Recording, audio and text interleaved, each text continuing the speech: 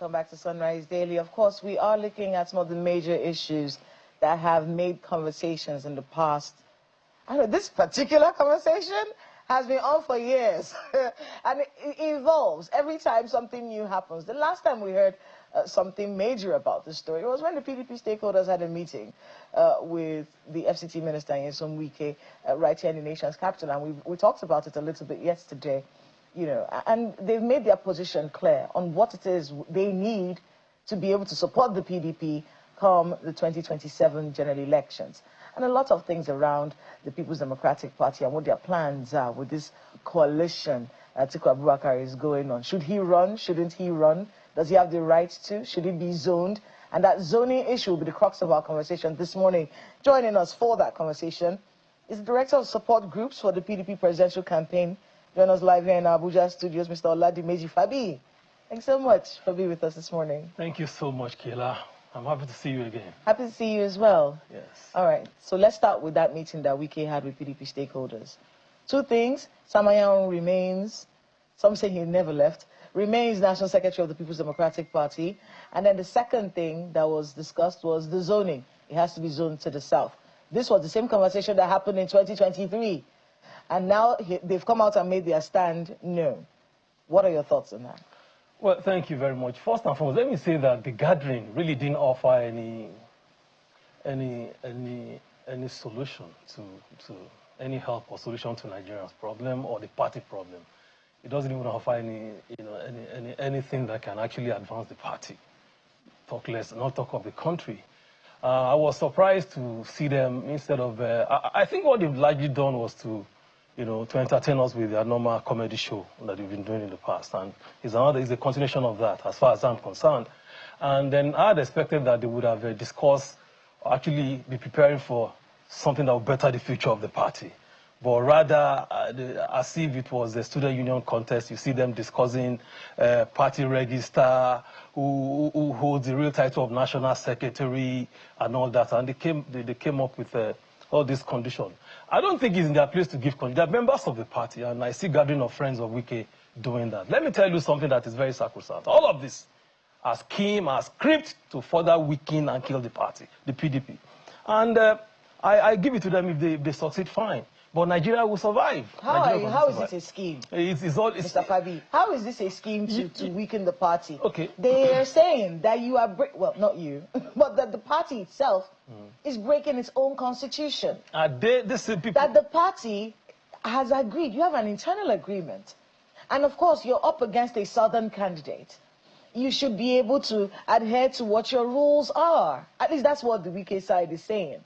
And you're saying that you're not, the party itself is not adhering to its own rules. And that is the crux of the matter. Some people have said, and I heard this on one of our programs yesterday, if this zoning issue is sorted out, if the zoning for the presidential candidate for the People's Democratic Party is zoned to the south, you won't see any of these divisions anymore. A lot of people that you're calling Wike's friends would generally be a part of the big party, and then we can all move on. What do you make of that? What's wrong with that? Kayla, as long as PDP is fixated on zoning politics, they will never come out of this quagmire. Take it to the bank. Because this is exactly what these guys are holding on to achieve their inordinate plans of killing the PDP. I'm a PDP member for years, and I know what I'm saying. What is so wrong with zoning it to the south? What will happen? See, zoning is just this Atiku matter. Leave Atiku out of this. Leave Atiku out. Have you seen Atiku talk? Have you seen Atiku? What have you heard Atiku say about PDP now? Is Atiku the one creating the problems now? Now, let me tell you, the governors met in Ibadan a few weeks ago. They came up with communique. This is a direct response to that. I think Wike is not comfortable, and he feels that, okay, if care is not taken, the zoning committee that was set up based on the recommendation of the Governors Forum may eventually zone to the north. That's why he came out saying all of this. So for me, I think it's one of the biggest mistakes PDP will make is to go back on this zone. What in 2023? They said throw it open. Wike's people were the ones that did it and throw zoning open. Why are you now agitating on zoning now? Zoning has never been a problem of the PDP. They are the one making it look so. And this is the true position of things. So now look at the bad press they got from the meeting they held. So as far as I'm concerned, let them continue to do what they know how to do best. They want to destroy the party, no problem. No problem. I still don't understand the nexus between this meeting and destroying the party. Maybe help me understand. Because there are how does this destroy the party? When you say this must be, you are not the party. So you're not creating an avenue for communication. You say it must zone. One of the biggest mistakes the party will do is to still dwell on it. Zoning should be headache of the ruling government, not PDP. It should be headache of the ruling government. This is opposition party. And I thank God for something. I thank God for the foresight of Atiku, who has seen this long time ago. And they'll be saying it does not provide leadership. In 2023, he led voices to call for a broad-based and inclusive coalition. Because he understands that the mission to rescue this country cannot be done by any party, just a single party that has lost focus, direction, and ideology. So he called for all of them, and that's exactly what you see. The bigger picture these guys are not seeing is the fact that they think it's going to be about the Nigerians have moved away from party politics. What they are looking for is something that will change their life. And that's exactly what Atiku and co and his other people are trying to do. Provide an alternative. Ideally, an opposition party must be able to provide strong alternative. Why must you say it must go to South? What is your intention? Now, let me, before I land on this. Now, whether PDP now zone to South, East, or even Jupiter, it's not going to change anything. Because even if that happens, it means that multiple parties will share the vote from the South. And you can guess what will happen from the North. I'll leave it at that. They should continue playing the game. We're watching them. I don't know where the voters from Jupiter are going to come from. I just said yes. So whatever they want to let them zoom, people are watching. All right, but I want to be able to talk to you about that coalition.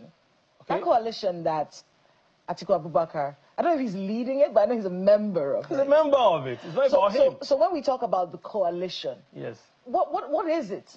Is it a PDP coalition? Is it a national coalition? What is this? It is the People's Coalition. What does it do? It is a coalition that was formed out of the urgency to rescue this country, to engender unity and competence. These are the three things. And you can see, I'm very happy that the drivers of this thing understood the inherent problem of this country. And that's why they are providing solutions. Not just Atiku Abubakar. We have Peter Obi, we have Erufai, we have Tambua, we have Farid, and a number of them, all of them coming together, putting their ambition aside, because they understand the fact that we must, if we must provide an alternative, Nigerians must see us differently. It's not about Atiku want to be president. Atiku is not asking to be crowned. Listen. What is the alternative? Is the alternative PDP? I need to understand it, because we're here, we know. We've heard of coalitions before now. It's always so lofty. Is it a new political party? Is it a coalition that is going to collapse into the PDP? What is it? We know what it stands for. We've heard. Everybody has given us all the beautiful things that this coalition stands for. But how is it going to work? My dear sister, the drivers of this coalition first understood the need, the basic reason or the purpose for doing this is to get the country back on, because the country is not faring well. Now, when you say coalition, it means that we have a number of elements, of components that are coming together to drive this. So what they are trying to do is to see how, because it's not possible, even if PDP were to be together, they don't have the capacity to dislodge the current APC. It's not possible. Okay. APC itself came to power through this means because they couldn't single-handedly defeat the ruling PDP as it were then. Okay. This is the reality. So what we are saying is that a lot of them will come, then they will come up with a platform. Just give them a few days, a platform that the coalition will run on. Because you cannot run an election if you don't have a party platform. And they are really working on that. 90% gone. They will let Nigerians know where they're going. What platform this coalition, all of these people, that special purpose vehicle that all of them will run on, like, that will give APC a run for their money. So it's a special vehicle. So PDP likes, let it join. If they don't like it, Buhari and Tinubu didn't do it because of party. They came together. So it's a special purpose vehicle that whoever they pick all the oppositions. Yes. That must be a political party. Okay. So what if that party is not PDP? It doesn't have to be PDP. Okay. For me, I've been an advocate of the fact that PDP is the largest opposition. It was meant to rally every other opposition. But they have failed to do that because of their own game plan. That they don't want. If a minister, are you leaving the PDP? What is they? Because I'm not part of the man. They are the ones that are leading us, and they are leading us very badly. Listen, look at this contradiction. The Minister of FCT, Minister Wike, said he came out openly, bluntly, and without any remorse that I'm going to work for the return of President Tinubu, leader of the opposition. Then you will converge a number of people and saying you still want the party back. Now, if you work for Tinubu and Tinubu eventually, God forbid, wins in 2027, where does that leave your own party? So this is the contradiction. There is no genuineness of intention in all of this. So this is exactly why I am against all of these things. I don't have any problem with Wike personally, but this idea of his politics, no for me. How do the PDP governors feel? Because you just said a few things here today.